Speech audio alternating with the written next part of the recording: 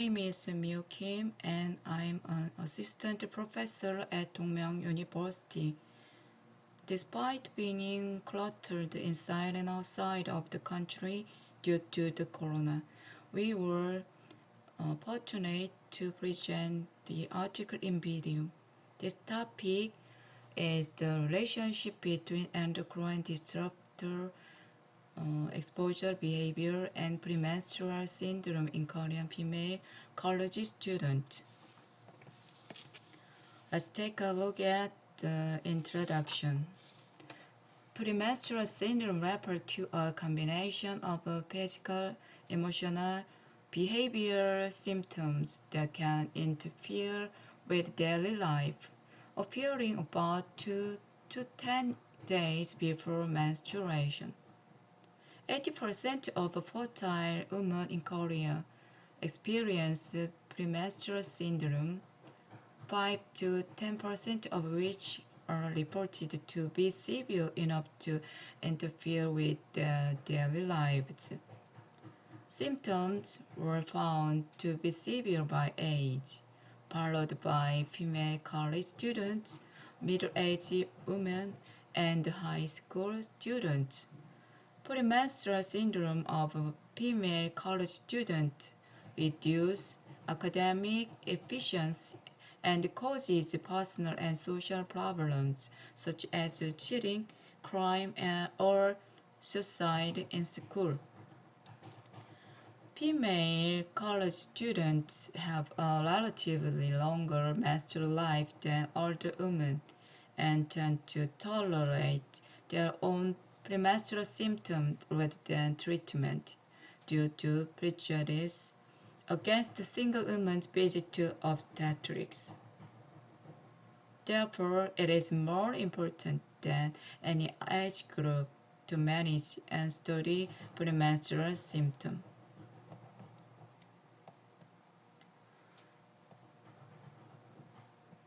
Endocrine disruptors are substances that interfere with the normal functioning of the endocrine system. Some substances are known to cause reproductive dysfunction and deformities in wild animals or humans through natural food chains and are reported to cause cancer in the breast and the reproductive organs of a girl. Endometriosis, uterine fibroma, and fibrous cytoplasm in the breast. Endocrine disruptors are introduced into the human body through various processes, such as food containing such substances, food packing materials, and containers. So they are related to diet habits and can be considered as an influence factor for premenstrual syndrome. The endocrine disruptors is already deeply embedded in our lives, so it is quite difficult to fundamentally block human inflow. So efforts should be made to minimize exposure.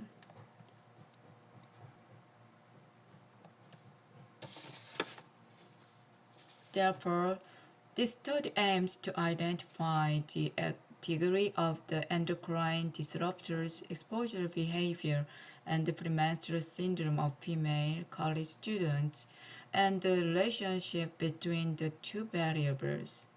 It will provide base data for the development of health education programs for the formation of health habits and its the discomfort of female college students during menstruation periods. The specific purpose of this study is as follows. First, identify the degree of the endocrine disruptors exposure behavior and premenstrual syndrome of study participants. Second, identify the differences in the and the endocrine disruptors, exposure, behavior, and premenstrual syndrome of study participants according to general characteristics.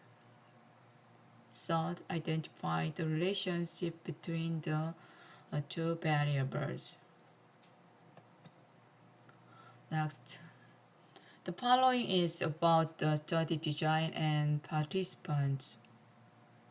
This study used a descriptive cross-sectional design and self-reported questionnaire to identify the relationship between the endocrine disruptor exposure behavior and premenstrual syndrome among female college students. The subject of this study were female students attending 3 universities located in Busan who agreed to participate voluntarily after hearing the explanation of the purpose and procedures of the study. In order to collect data, researchers were required to prepare a structured questionnaire.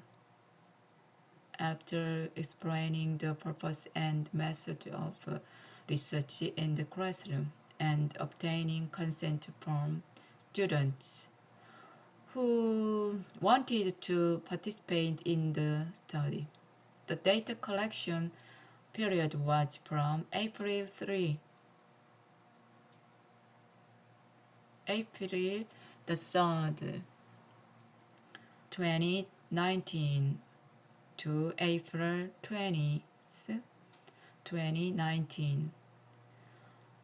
107 cases out of a total of 160 cases used for calculated as 134 with a significant level of 0.05 in correlation analysis, part of 0.95 and medium level effect size of 0.30 using the G-Power 312 program.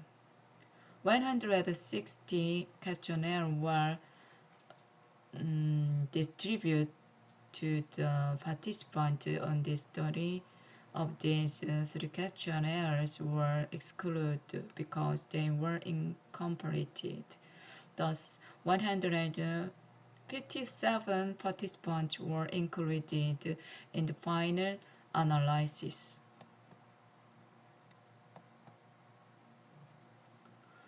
Next, the following is about study instrument.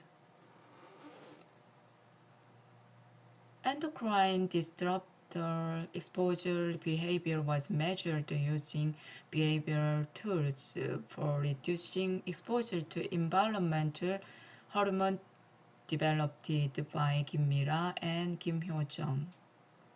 The scale consists of 23-item questionnaires scored using a Likert scale ranging from 1 to 5, except for questions number 17 and number 22. All questions were reversed, and the higher scores indicated the more exposed the endocrine disruptor exposure behavior were divided into high risk for 5 and 4 points, medium risk for 3 points, and low risk for 1 point and 2 points. The Cronbach alpha for this study was 0.778.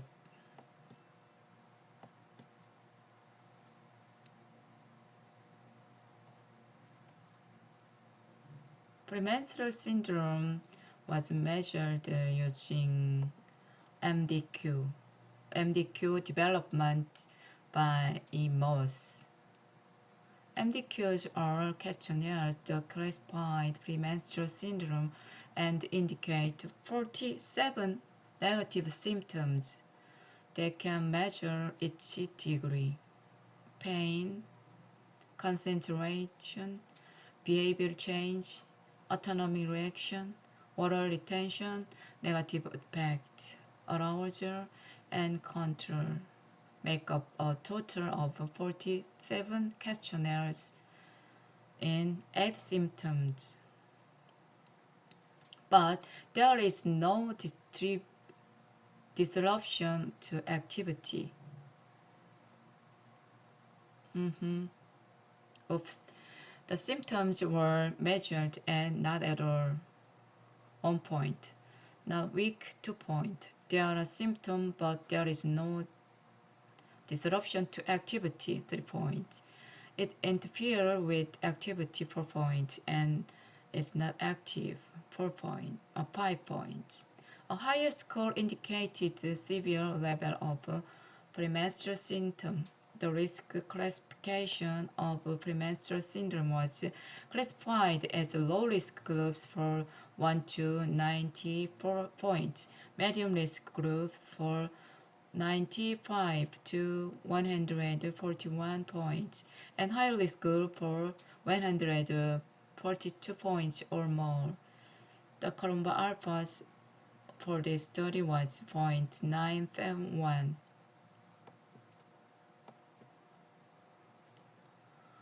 Next, following is data collection method and analysis. The data collected was analyzed using the IBM SPSS statistics for Windows version 25.0. The general characteristics of the participant were analyzed using descriptive statistics, and the degree of exposure to endocrine disruptors and premenstrual syndrome were analyzed using the average and standard deviation. Differences in exposure behavior and premenstrual syndrome according to the general characteristics were analyzed with one-way ANOVA and independent t-test. The using Pearson correlation analysis was performed to analyze the relationship between two variables. About the study result, first, Table 1 shows the general characteristics and related to menstruation. The average age of the subject was 21.44 years old, followed by 31.8% in the first grade, 28.7% in the first grade, 30.6% in the second grade, and 8.9% in the third grade. The average age of menarche was 13.3 years old, and the period of menstrual cycle was the most with 60.5% on the 25 to 35 days, the rest 2.5% on the 36 days, and the duration of menstruation was 77%, 4 to 6 days.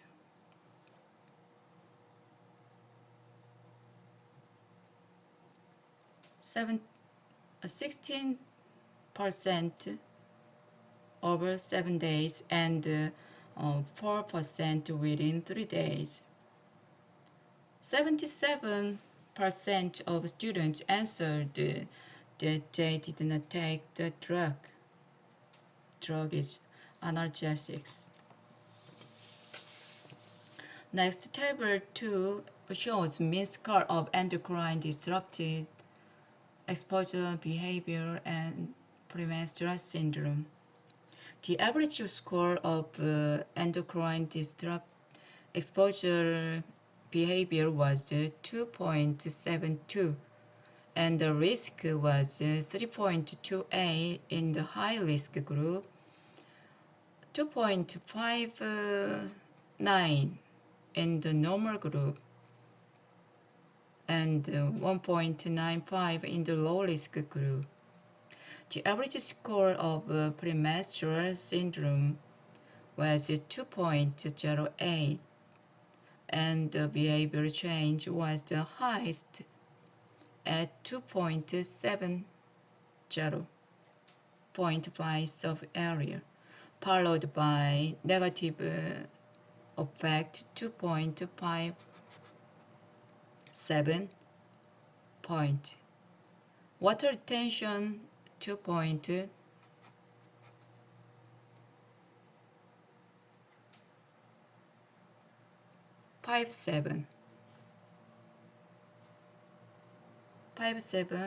Water effect followed by water retention 2.23 point, pain 2.14, concentration 1.96, autonomic reaction 1.76, control 1.57. The order was highest and arousal was the lowest with 1.49 points.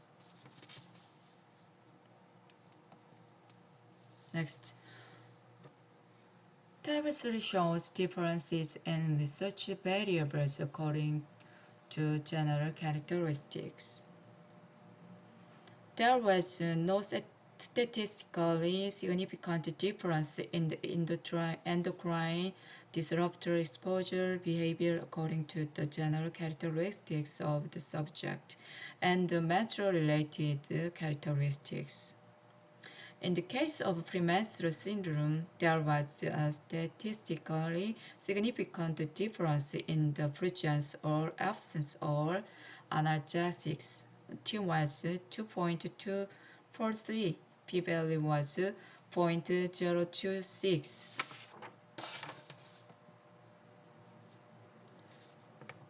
Table 4 shows differences in premenstrual syndrome according to risk of endocrine disruptor exposure behavior. There was a statistically significant difference in premenstrual syndrome according to the risk of exposure behavior of endocrine disruptors. F was 5.273, p-value was 0.006. Excluding the autonomic reaction and arousal, pain, concentration, and behavior changes, water retention, negative effect, control, and the sub-areas of premenstrual syndrome were statistically significant difference.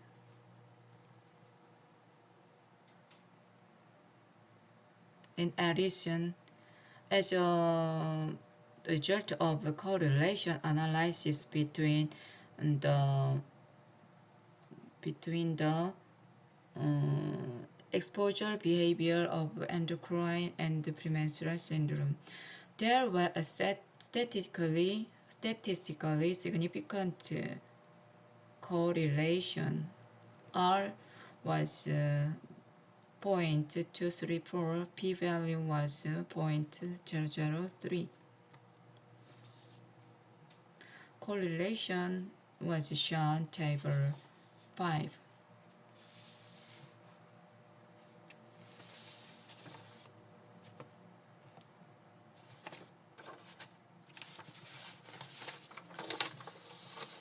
Finally, let me tell you the conclusion of this study. The mean score of exposure behavior of the endocrine disruptor in this study was 2.72 on average, It was found to be higher than 2.68 in Jung-Suk-Hee's study for college students, and to be lower than 3.22 in Kim Mi-ra and Kim Hyo-jung's study, and 2.81 point of the study by Kim Min-ah, which surveyed nursing students. This result was supported by Hong Jong-il's study, which reported that female college students had a significantly higher risk of exposure to endocrine disruptors than female high school students.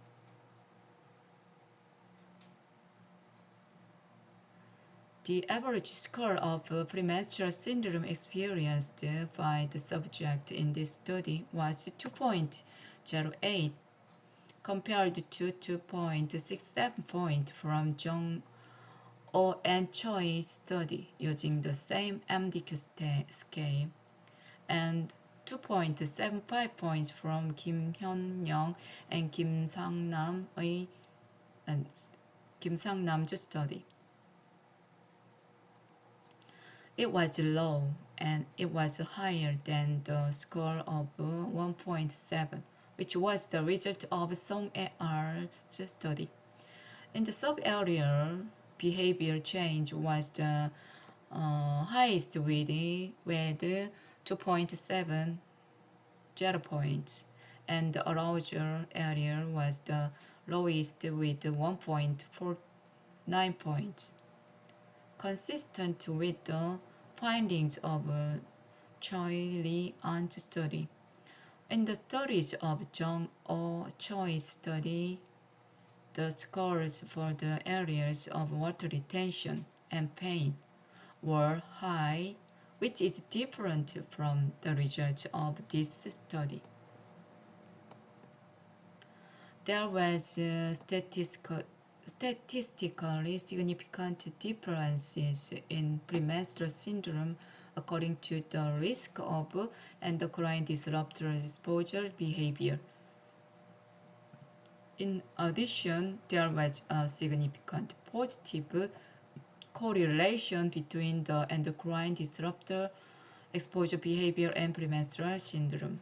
Endocrine disruptors may pose a threat to the health of individuals or offspring in relation to women's breast cancer, increased infertility, and malformations, attention deficit, and increased children with learning disabilities. I think it is very important to remind the female college student of childbearing potential about the behavior of exposing substance to the endocrine system. Therefore, premenstrual syndrome is a reproductive health problem that negatively affects daily life in women in their 20s, and it's necessary to include the importance of the endocrine disrupt exposure behavior to health education content and to encourage reduction actions. This concludes the article presentations. Thank you for your attention.